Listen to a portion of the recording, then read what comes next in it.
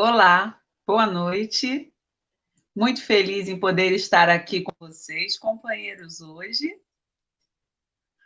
Gostaria de saber se está tudo certinho aí, se o som está certo, se todos me ouvem.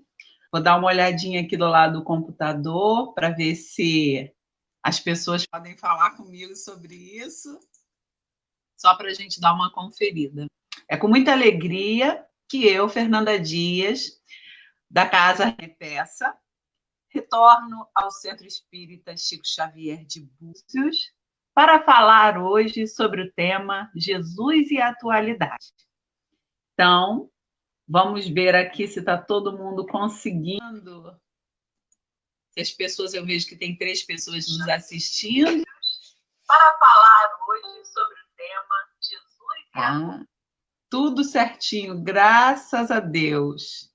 Tive que acessar aqui só para verificar realmente se estava tudo certinho. Estou vendo que está tudo certo. Sejam bem-vindos. Uma boa noite a todos.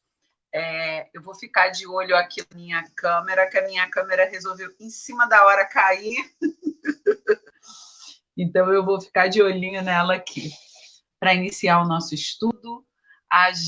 Nessa sala virtual, porque hoje a gente está no meio virtual, na verdade. Nós vamos fazer uma pequena prece agora, mas antes solicitar a todos que vibrem pela nossa reunião. Obrigada, Luiz Felipe, que me avisou aqui que está ótimo. Que vibrem pela reunião, porque vocês sabem que agora nós estamos sempre subordinados a uma força maior chamada internet. Então, se por acaso cair internet, vocês nos perdoem, porque a gente sabe que às vezes isso pode acontecer. Mas convido todos agora para nós fazermos uma pequena prece. E assim, Senhor da vida, Jesus, querido amigo, ampara-nos nesse momento em que estamos todos, Senhor, te buscando em nosso íntimo. Estamos te buscando, Senhor, nas nossas reflexões, para compreendermos o nosso papel nesse momento no mundo. Que os mentores amigos desta casa de amor possam estar presentes em nossas reflexões. Que os mentores amigos, Senhor, de cada um desses que nos ouvem, também nos auxiliem para que possam as nossas reflexões serem recebidas nos seus corações com carinho, amor e tranquilidade. Sendo assim, Mestre Jesus, ampara-nos na explanação de hoje. Fica conosco, hoje, agora e sempre, que assim seja. E sendo assim, companheiros, nós vamos iniciar o nosso estudo de hoje. Com Tamé Rodrigues, no livro Pelos Caminhos de Jesus, que havia um mendigo que andava nas ruas de Jericó, desesperançado. Ele era cego e não havia para ele mais esperança. Bartimeu capinava pela dor ao redor daquelas estradas empoeiradas, sentindo o desgosto e a tristeza de ver uma sociedade que não se incomodava com ele, de não ser reconhecido pelos seus daquela época como um homem com sentimentos, como um homem desesperançado e triste que precisava de apoio. Mas um rumor, chegou aos ouvidos de Bartimeu naquela época. E naquele dia, um fiapo de esperança havia voltado ao seu coração. Bartimeu ouvira falar dele, aquele homem de Jerusalém, que curava e que podia devolver-lhe a luz aos olhos. Então Bartimeu andava naquele dia num misto de empolgação por aquele sentimento de esperança que havia voltado. Pequeno ainda, mas havia voltado ao seu coração. Estava refletindo sobre isso quando ouviu a multidão falar o nome de Jesus. Foi tomado então num ímpeto, aquele ímpeto dos desesperados, e gritou a plenos pulmões: Jesus, filho de Davi, tende piedade de mim. As pessoas acostumadas a não enxergar aquele homem mandaram que ele se aquietasse, que não importunasse, que não fizesse alarde naquele momento. Afinal, todos queriam acompanhar o tal Nazareno que curava e que falava tão bem. Bartimeu, no entanto, movido pelo desespero, movido por aquele fiapo de esperança, de novo grita a plenos pulmões: Jesus, filho de Davi, tende piedade de mim. E é então que Jesus sente chegar até ele aquela aflição e o desespero e a fé daquele homem que não enxergava. E virando-se para as pessoas, diz: tragam ele até a mim. Como que por encanto as pessoas começaram a ter uma atitude diferente? E falavam para Bartimeu: vai, ele está te chamando, aproveite, ele quer vê-lo. Bartimeu, então, chega-se para Jesus, perto dele, e fala: estou aqui, Senhor. Jesus olha para ele e pergunta: que queres que te faça? Bartimeu, num misto de esperança e desespero, diz: Rabone, que eu veja. E aí Amélia Rodrigues diz que acontece uma coisa dentro, um sentimento dentro de Bartimeu que ele não sabe explicar. Que no momento que ele pronuncia aquelas palavras, naquele rápido minuto que sintetizava toda a vida de Bartimeu, naquelas sombras, ele quis gritar, mas ficou paralisado.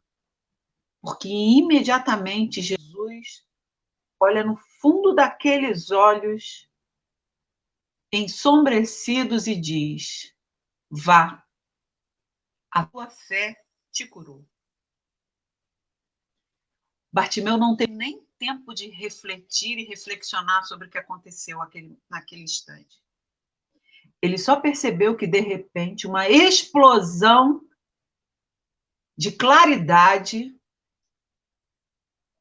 fez com que ele voltasse a enxergar a luz dourada do sol, o verde da vida, as cores variadas que há muito tempo ele não via, o sorriso dos homens que dominaram-lhe, impondo-lhe a sinfonia das lágrimas.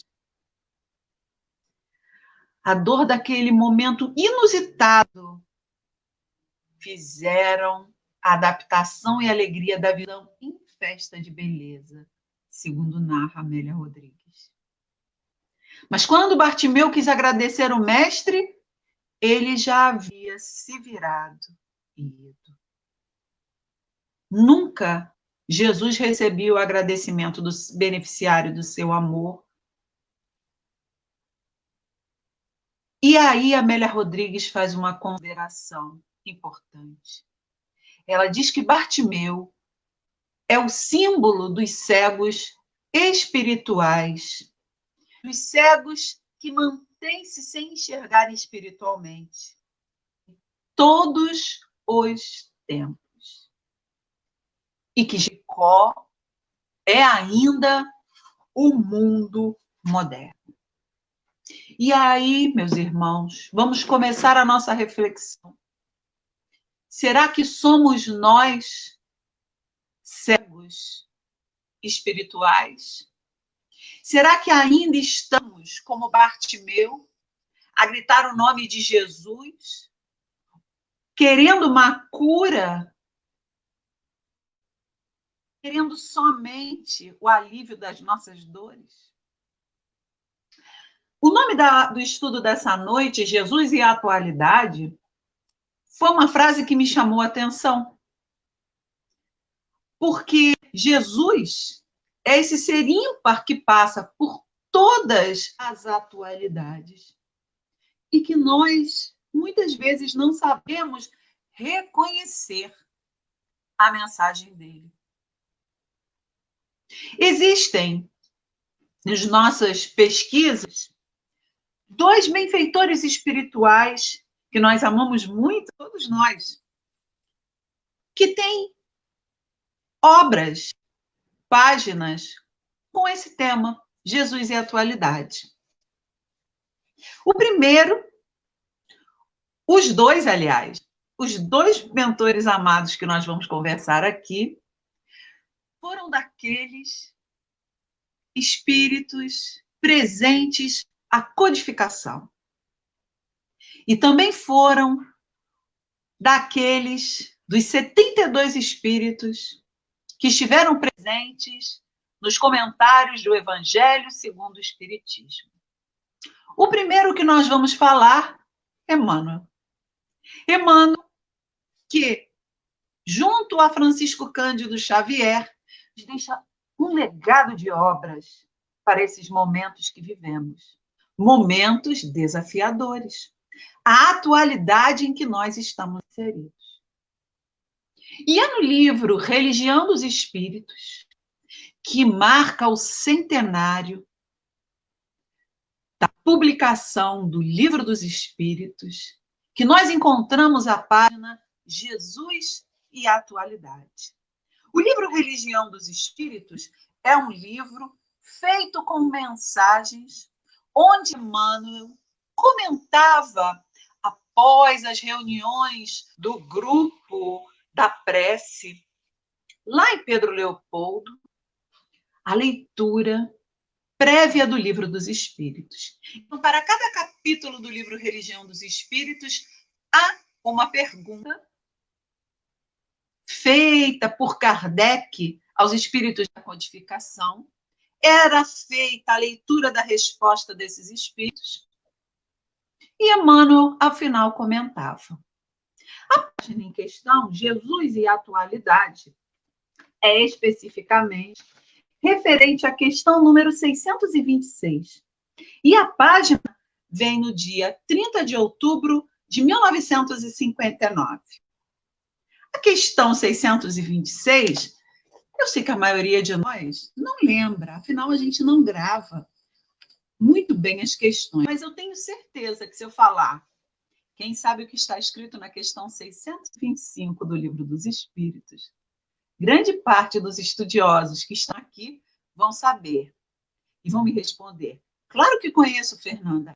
A questão 625 do Livro dos Espíritos é aquela que Kardec pergunta aos espíritos qual é o modelo e guia que serve para o homem, para o seu caminho certo. E os espíritos respondem, vede Jesus. Logo após, Allan Kardec pergunta, na questão 626, as leis divinas e naturais não foram reveladas aos homens senão por Jesus? E antes dele, delas não tinham conhecimento senão por intuição? Bom, a pergunta 626 é então complementar a questão 625. Como os espíritos disseram que era Jesus, o tipo mais perfeito que Deus havia oferecido ao homem para servir de modelo e guia, Kardec quer saber. Precisa de Jesus? Não foram reveladas aos homens, senão por ele ou e antes dele? delas não tinham conhecimento senão por intuição. Porque assim Kardec faz uma consideração profunda. Se Jesus é modelo e guia, mas ele só veio muito tempo depois, antes os homens não tinham esse conhecimento? Responde: não dissemos que elas, as leis naturais, estão escritas por toda parte? Todos os homens que meditaram sobre a sabedoria puderam, pois, compreendê-las e as ensinaram desde os séculos mais remotos. Pelos seus ensinamentos, mesmo incompletos, eles prepararam o terreno para receber a semente. As leis divinas, estando escritas no livro da natureza, o homem pôde conhecê-las quando as quis procurar. É por isso que os preceitos que elas consagram foram proclamados em todos os tempos pelos homens de bem. E é por isso também que se encontram seus elementos na doutrina moral de todos os povos saídos da barbárie, embora incompletos ou alterados pela ignorância e superstição. Ignorância e superstição. Dois males que, na atualidade, ainda estão a nos afligir. Antes da gente ler a página, a resposta e o comentário de Emmanuel sobre isso, vejamos quem foi Emmanuel. Emmanuel, a gente conhece como o mentor de todos nós, eu sempre falo isso. O mentor que era de Francisco Cândido Xavier, mas que nos deixou um legado tão grande e tão bom, que nós o temos como nosso mentor, nosso livro de cabeceira. Nós estamos com um problema, pegamos uma página da sua coleção em que ele comenta algum trecho do Evangelho e pedimos orientação. Pedimos orientação a Deus, pedimos orientação a Jesus, pedimos orientação ao nosso mentor e eles se utilizam das palavras de Emmanuel através da psicografia do Chico. Que legado, meus amigos. Que bênção. Que maravilha saber que nossos mentores, que Deus, que Jesus falam para nós através das mensagens desse benfeitor querido. Emmanuel, ele tem uma evolução, ou melhor, ele tem encarnações conhecidas e estudadas por algumas pessoas que nos indicam que ele tem autoridade para nos falar de certas coisas. Vejamos, alguns estudiosos dizem que Emmanuel, por exemplo, como muita gente conhece, foi 2 vezes senador de Roma. O senador Públio Lentulus Sura e o seu neto, o senador Públio Lentulus Cornélio. 2 vezes. Na primeira, como Públio Lentulus Sura, o nosso querido Emmanuel ainda era muito violento, orgulhoso, cai pela sua arrogância, cai pela sua ambição. Em há 2000 anos, vemos então ele e a vida dele narrada como Públio Lentulus Cornelius. Um homem ainda arrogante, ainda orgulhoso, mas um homem correto, honesto, querendo o bem de Roma. Então, esse homem, ele tem o gabarito da honestidade, da coerência, da filosofia, dos estudos sociais que se aplicam à sociedade para o bem, que na época para ele era só para o bem dos seus patrícios, daqueles que comungavam a sua encarnação. Mas ele vem depois, numa outra encarnação, ainda judeu, mas como um servo, um escravo, Nestório, no mesmo ambiente, na mesma Roma, mas invertendo os papéis para aprender o que era ser do povo, para aprender o que era ser um homem que vivesse sob o jugo de Roma, não mais entre os poderosos, mas sobre o jugo. Na sua caminhada evolutiva, estudamos ainda que nosso querido Emmanuel tem 4 encarnações ligados à Igreja Católica Romana. Em 3 delas como padre. Uma em que ele foi padre no Brasil, no Pará. Nós aqui não vamos nos deter nas especificidades das reencarnações de Emmanuel, mas é para a gente parar e refletir que ele também aí tem autoridade para nos falar. Falar das coisas do espírito, falar das coisas do entendimento da letra dos evangelhos. E em outras 2 encarnações, ele foi um filósofo. Alguém ligado à filosofia, às perguntas, às reflexões do que para serve a vida. Olha, gente, me perdi aqui. As reflexões da importância da vida, sobre o que é estar naquele momento encarnado, sobre o que é estar em algum momento e a sua participação, a nossa participação em alguns pontos da sociedade. Gente, já falei, estou ajeitando de vez em quando aqui e de vez em quando desfoco. Mas continuando. Então, quando Emmanuel faz as considerações sobre Jesus e a atualidade, nós vamos ver que ele vai abordar diversos pontos dos quais ele tem autoridade para falar. Comecemos, então, a nossa reflexão sobre os pontos abordados por Emmanuel. Inicia o benfeitor.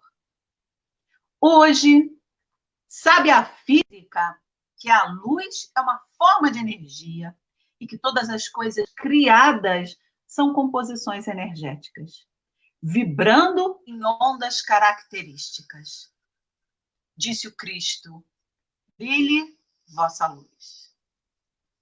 Então ele mostra que na atualidade, todos os avanços científicos que nós estamos construindo, nós podemos pegar um trecho do Evangelho, uma fala do Cristo, que está ali, de forma simples, de forma compreensível a qualquer pessoa. Mas estava ali o ensino de Jesus. Começa a magnetologia a provar cientificamente a reencarnação, elucidou o Senhor. Necessário vos é nascer de novo. Então, também, quando hoje os homens se colocam no aprendizado da reencarnação, estudando não só o espiritismo, mas todas as correntes espiritualistas, estudando com profundidade os supostos casos, inclusive nos animais, Jesus já havia nos ensinado, já nos havia enunciado essa verdade. Conclui a medicina, continua o mentor, que o homem precisa desembaraçar-se de tudo o que lhe possa construir cólera ou tensão em favor do próprio equilíbrio.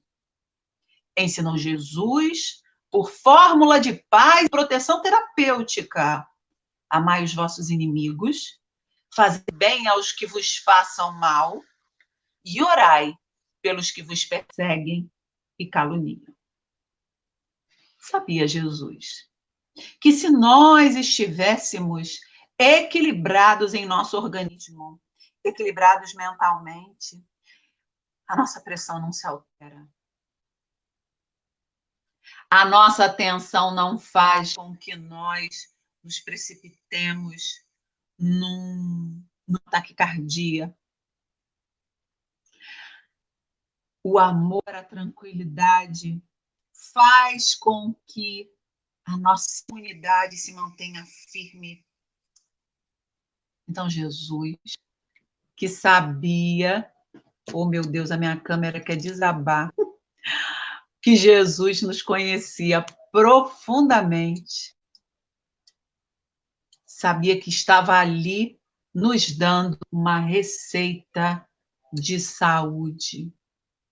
Não era só um enunciado para que nós fôssemos cãezinhos submissos. Desculpa o termo cãezinhos, mas é porque a gente olha assim, os animais dulcificados, dóceis, e a gente vê que os animaizinhos, eles podem receber muita tristeza, podem ser maltratados, mas tornam sempre dóceis.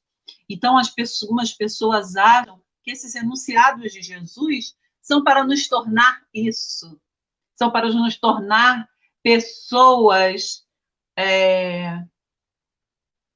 desconectadas da realidade, para que nós não aceitemos as coisas, para que nós estejamos sempre subordinados a alguém. Perdão, eu estou com esse medo. A minha câmera hoje está querendo me dar um susto. O que eu vou fazer aqui? Vou botar ela no chão, gente. Só um minutinho. Agora que vocês viram. Pronto. 1000 perdões. A gente fez uma gambiarra. Agora eu estou fazendo uma gambiarra. Nós compramos um localzinho para a gente poder prender com muito amor o nosso celular, mas de vez em quando, né, as coisas próprias que a gente compra funcionam. Agora eu não vou ter mais medo de cair nada. Desculpem. Então, voltando. Então, hoje, se diz que a religião, por exemplo, hoje já faz umas boas décadas, uns bons anos, que a religião é o ópio do povo. É aquilo que serve para pacificar o povo, para que ele não lute, para que ele não defenda os seus direitos. Não. Não é isso que a religião fala. Muito pelo contrário. O que Jesus nos quis dizer foi que a nossa tranquilidade traria saúde para o nosso corpo, traria equilíbrio para o nosso corpo. Continua o mentor. Afirma a psicanálise que todo desejo reprimido marca a personalidade, a feição de recalque, os traumas. Aclarou o Divino Mestre. Não é o que entra na boca do homem que lhe torna a vida impura, mas o que lhe sai do coração. Então, que o homem ali deveria prestar atenção naquilo que ele estava falando, naquilo que ele estava enunciando. É assim, é esse o propósito da fala de Jesus. Repare, não é o que entra pela sua boca, não é o que você come que vai te tornar impuro perante Deus, mas é o sentimento que você traz. São as coisas em que você não consegue ter perdão. São as coisas que você não consegue se liberar. Continua o mentor. A penalogia transforma os antigos cárceres de tortura em escolas de educação e de reajuste. Proclamou o eterno amigo. Misericórdia quero e não sacrifício, porque os sãos não necessitam de médico. A penalogia, ou seja, a evolução das leis dos homens, imperfeitas, mas que são um pálido reflexo ainda das leis divinas, começou a entender que não era através da tortura, através da violência, e principalmente através da dor que se educa com amor. E Emmanuel nos dá a referência da fala do Cristo em relação a isso. Misericórdia eu quero e não sacrifício. Misericórdia, como nós queremos para nós diante dos nossos erros. Na atualidade, vemos pessoas querendo resgatar conceitos arcaicos, envelhecidos, de uma educação, de uma proposta de vida que não devemos mais abraçar. Devemos nos esmerar, sim, para pôr em prática. É verdade. Mas não devemos retornar com antigos conceitos. A dor, a punição, não educa ninguém. Elas somente nos aprisionam nos recalques que Emmanuel falou, nos traumas que carregamos, nas incompreensões que acabamos carregando por anos, décadas dentro de nós, em relação àquilo que fizeram. Nós guardamos isso dentro de nós. São experiências por muito tempo. Por que fazer, repetir aquilo que sofremos? Por que romantizar uma época em que não se vive mais? Por que dizer que eu não morri e eu passei por isso? A gente não morre, mas a gente se ressente. E nós queremos um mundo diferente, um mundo regenerado, e regenerar é curar a ferida. Não devemos criar novas feridas, mas curar as feridas. Continua o mentor. A sociologia, ou seja, o estudo da sociedade, preceitua o trabalho para cada um na comunidade como simples dever.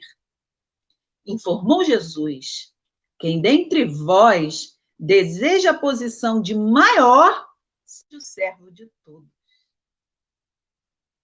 Então, o trabalho, ele é comum para cada um, mas as competências de cada atividade são diferentes. Vou tirar o boa noite da Vera Lília ali, que eu devo ter colocado quando caiu o celular. Boa noite, Vera. Então, vejam, para cada serviço que nós abraçamos, existem competências e responsabilidades. Se eu me proponho, e os companheiros que me conhecem já sabem, a ser uma professora, eu tenho que ter um comportamento digno do meu cargo.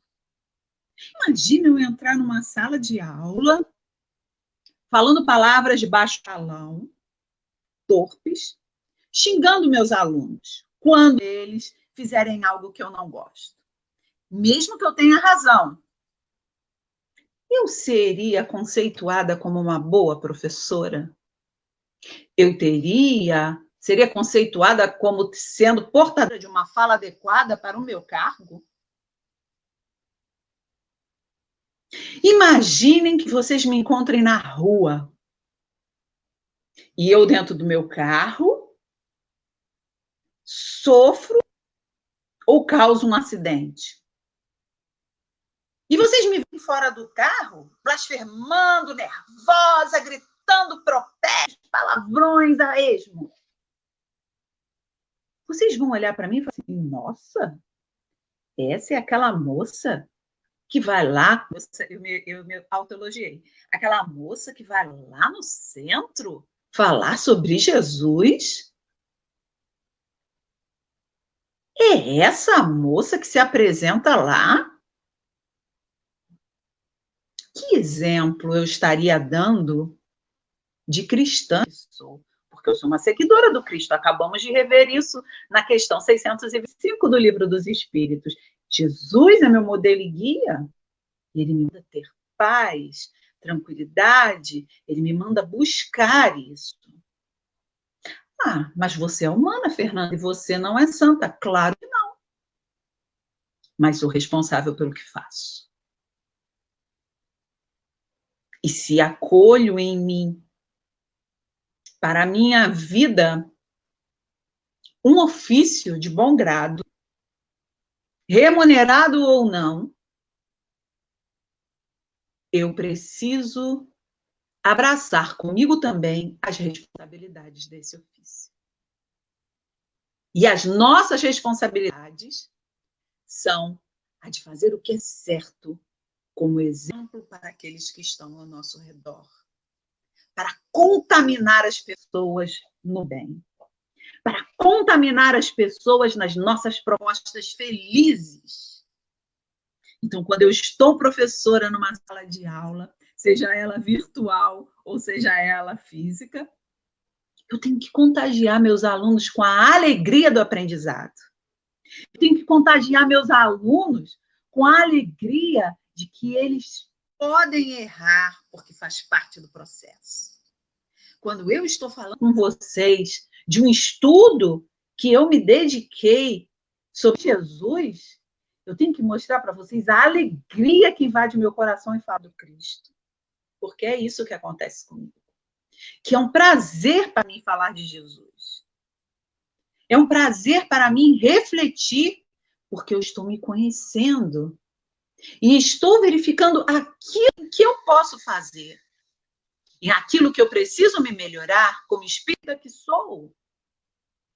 É um compromisso com a minha sociedade. O trabalho para cada um é um simples dever. O trabalho ético, digno, o trabalho consciente daquilo que foi abraçado. Continuo, benfeitor. A política de ordem superior exige absoluta independência entre o Estado e as crenças do povo. É o senador Públio Lentulus Cornélios falando. Falou o Cristo. Dai a César o que a César compete e a Deus o que a Deus pertence. Reflitamos, companheiros. Reflitamos. Não seria, então, estranho Emmanuel?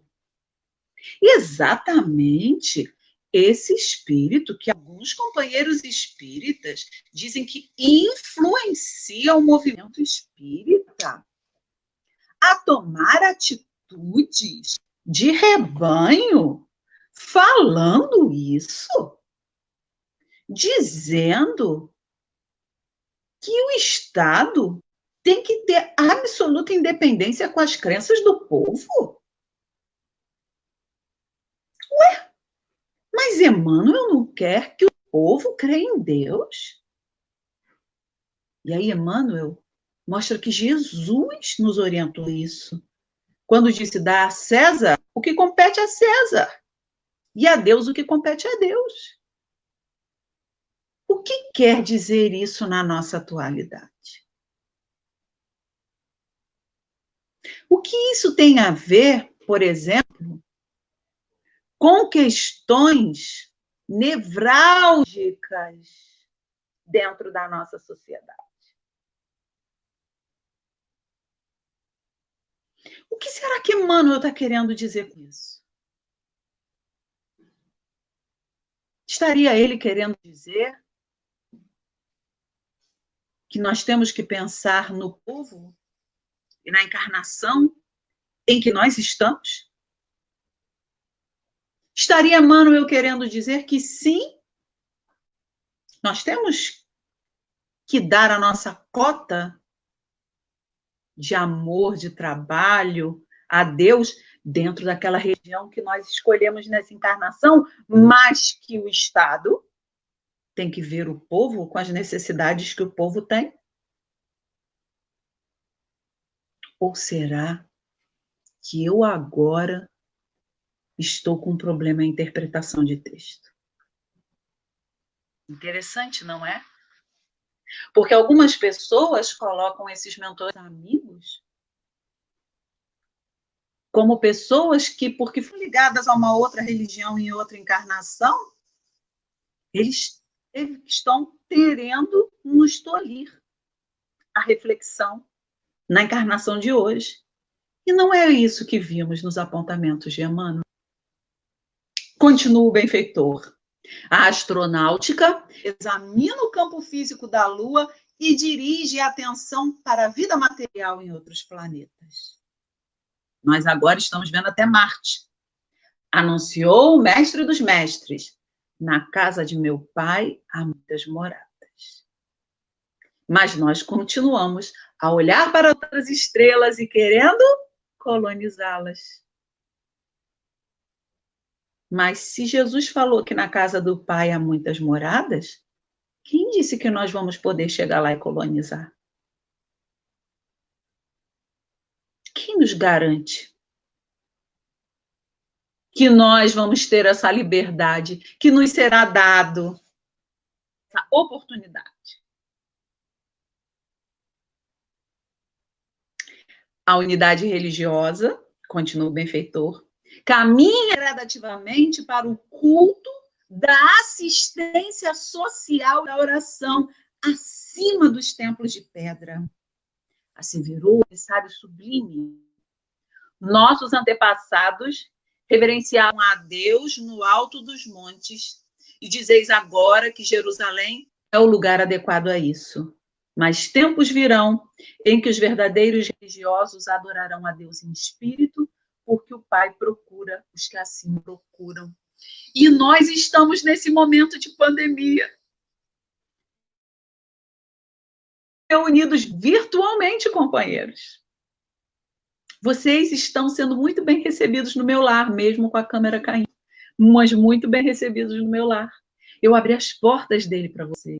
Porque para nós pensarmos em Jesus, para nós refletirmos sobre Deus, não é necessário o centro espírita. E implantou-se agora uma nova era, um momento diferente em que nós precisamos aprender a nos conectar independente de estarmos no mesmo lugar. A navegação rápida, vou refazer. A navegação rápida e a aviação, o telefone, o rádio, o cinema e a televisão, apesar das faixas de sombra espiritual, que por enquanto lhes obscurecem os serviços, indicam a todos os povos um só caminho, a fraternidade. Recomendou o Senhor, amai-vos uns aos outros, como eu vos amei. Eis porque a doutrina espírita nos reconduz ao Evangelho em sua primitiva simplicidade. Portanto, somente assim compreenderemos, ante a imensa evolução científica do homem terrestre, que o Cristo é o sol moral do mundo, a brilhar hoje como brilhava ontem, para brilhar mais intensamente amanhã. Emmanuel termina assim essa página, que foi escrita em outubro de 1959. E de lá para cá, nós percebemos que a atualidade mudou um pouco, evoluímos tecnologicamente, mas espiritualmente, moralmente, ainda temos dificuldades.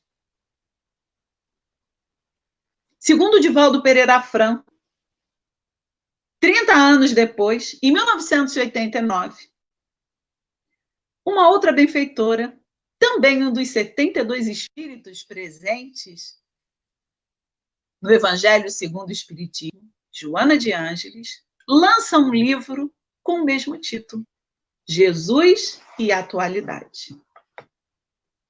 Se Emmanuel trouxe uma página, Joana traz um livro. Se Emmanuel usa um parágrafo somente para falar sobre o estado psicológico do homem, vocês lembram que eu li para vocês? Afirma a psicanálise que todo desejo reprimido marca personalidade e afeição de recalque. E ele diz, né? Que Jesus já dizia, não é o que entra na boca do homem, o que lhe torna a vida impura, mas aquilo que sai dela. Joana faz um livro evidenciando a parte psicológica do ser.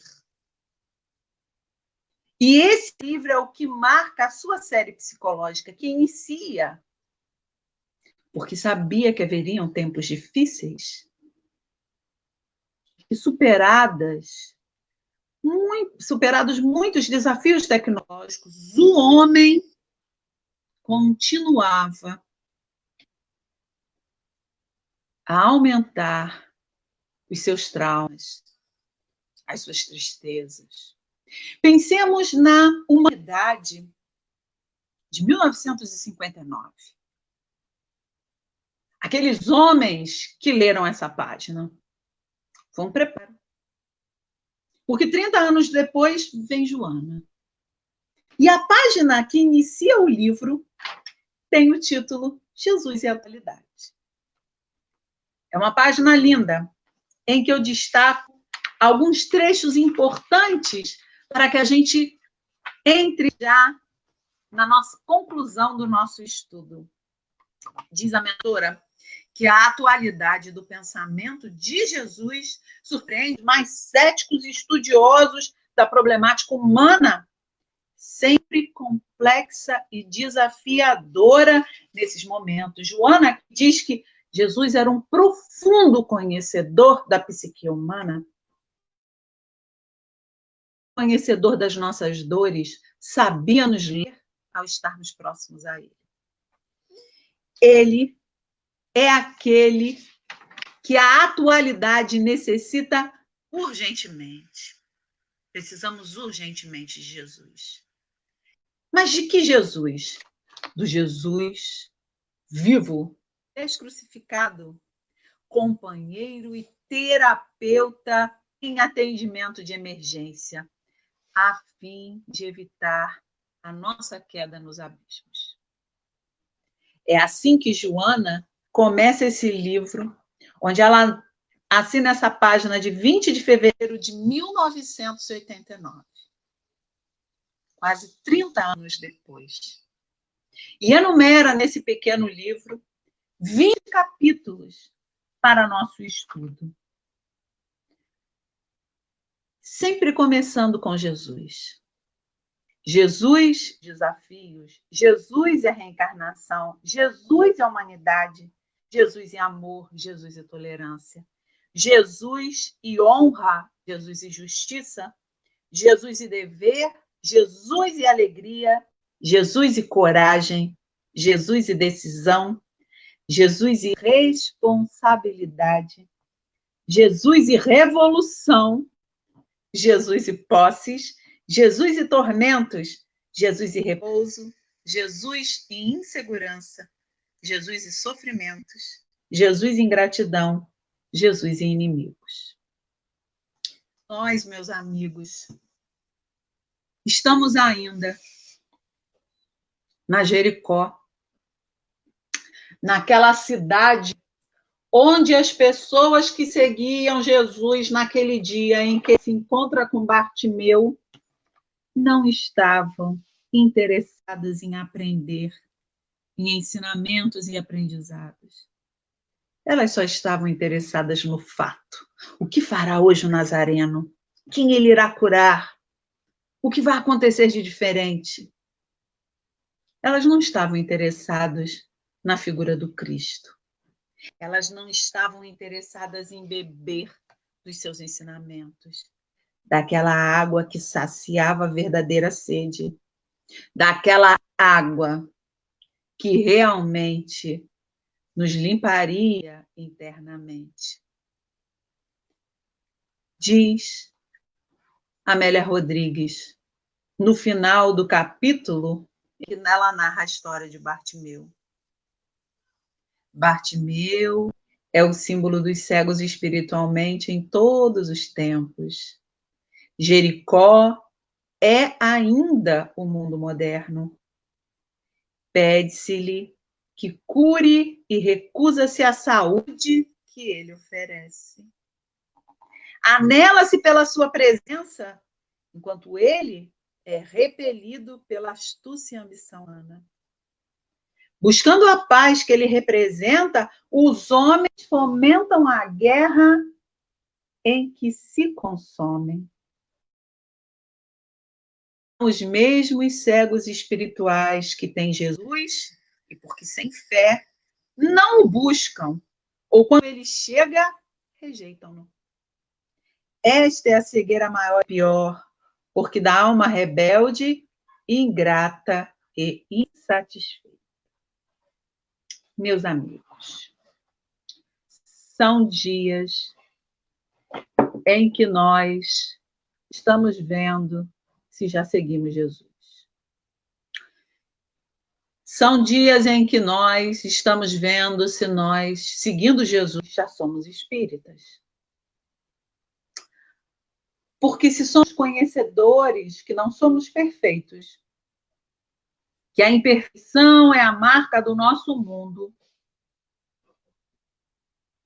já sabemos, no entanto, que são as nossas escolhas, que são exatamente os esforços que fazemos para que possamos escolher o melhor caminho, para que possamos domar as nossas más tendências, é que farão a diferença no futuro para nós.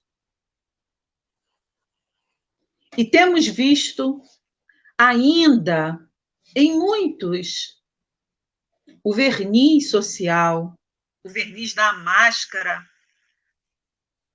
que diz que a pessoa realmente tenta se transformar, mas que bate palma para aqueles que não o fazem.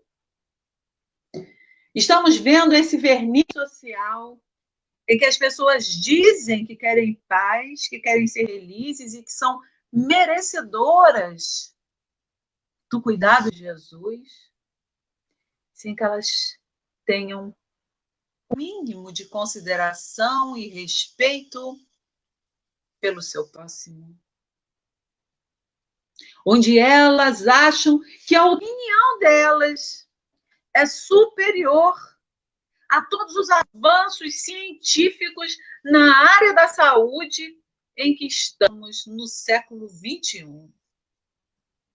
Nossas opiniões, amigos, têm sido mais fortes do que todo o avanço tecnológico que nós chegamos.